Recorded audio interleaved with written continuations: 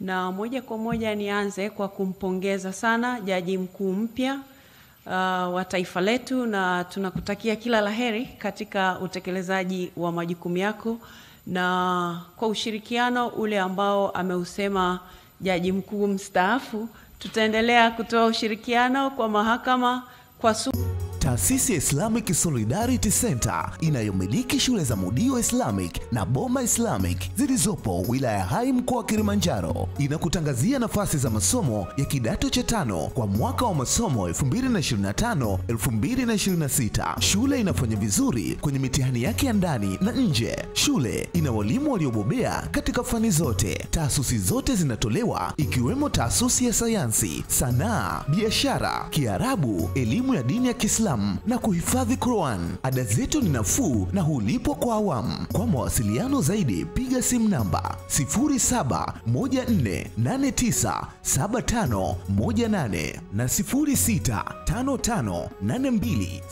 0655826526. Mlete mwanao shule za Mudio kwa malezi bora ya duniani na ahera.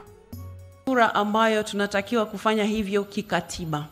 Labda Mheshimiwa Rais, jambo moja tu ambalo amelieleza kwa kirefu sana Jaji Mkuu mstaafu, ikiwa ni hoja ya ushirikiano kati ya mihimili mitatu, kwa maana ya serikali, Bunge la Jamhuri ya Muungano wa Tanzania, lakini pia mahakama. Pengine fursa hii ni nzuri kwa sababu vyombo vya habari viko hapa. Ni muhimu wa Tanzania wakafahamu Rais wa Jamhuri ya Muungano wa Tanzania anazo nafasi nyingi ambazo zimetajwa kikatiba, na kila nafasi imewekewa majukumu yake tofauti. Mheshimiwa Rais anapokuwa anashirikiana na mahakama kama Rais wa Jamhuri ya Muungano wa Tanzania, ni mkuu wa nchi, anayo majukumu aliyopewa kikatiba kama mkuu wa nchi. Na akiwa mkuu wa nchi pale juu, sisi wengine tunakuwa hapa chini. Mmoja anakuwa mkuu wa mahakama, muhimili wa mahakama, mwingine anakuwa mkuu wa muhimili wa bunge, na mwingine anakuwa mkuu wa muhimili wa serikali. Kwa hivyo Rais anayo nafasi kama mkuu wa nchi kisha mkuu wa serikali.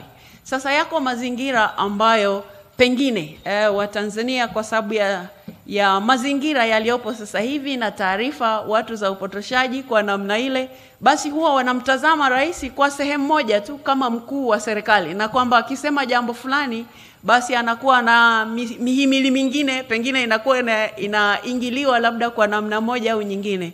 Lakini uhalisia ni kwamba nchi hii mihimili yote inachukua mamlaka yake kutoka kwenye katiba. Vivyo hivyo hata Rais wa Jamhuri ya Muungano wa Tanzania majukumu yake yako kikatiba. Kwa hivyo ni muhimu kama ulivyosema Jaji Mkuu mpya sasa, maana umesha hapa kwa hivyo sio mteule, kwamba unapozungumza na vyombo vya habari ni muhimu sana wananchi wakawa wanaelezwa taratibu, lakini lazima wafahamu tofauti ya hii mihimili, lakini pia kumweka Rais mahali anapostahili. Sio mara zote anakuwa akitoa maelekezo au akisema jambo fulani kama mkuu wa serikali. Mazingira yake ni kwamba anaweza kutoa maelekezo kama mkuu wa nchi, lakini wakati mwingine kama mkuu wa serikali.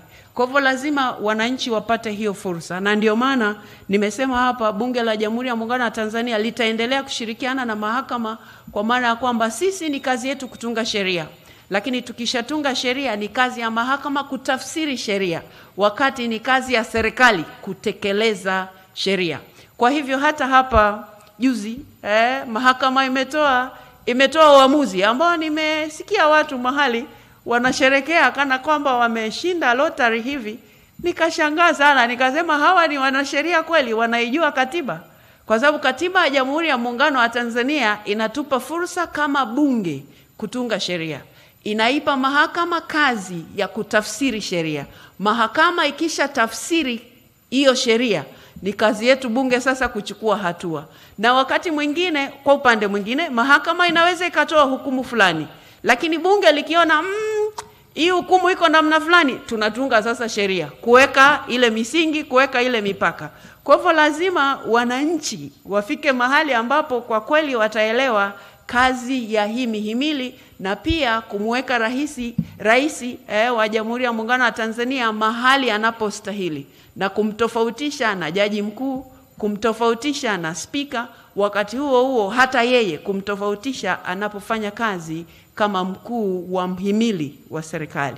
Mheshimiwa Jaji Mkuu, tunakutakia kila laheri katika utekelezaji wako, na Mheshimiwa Rais pia tunakutakia kila laheri katika yale yaliyo mbele yako. Asanteni sana kwa kunisikiliza.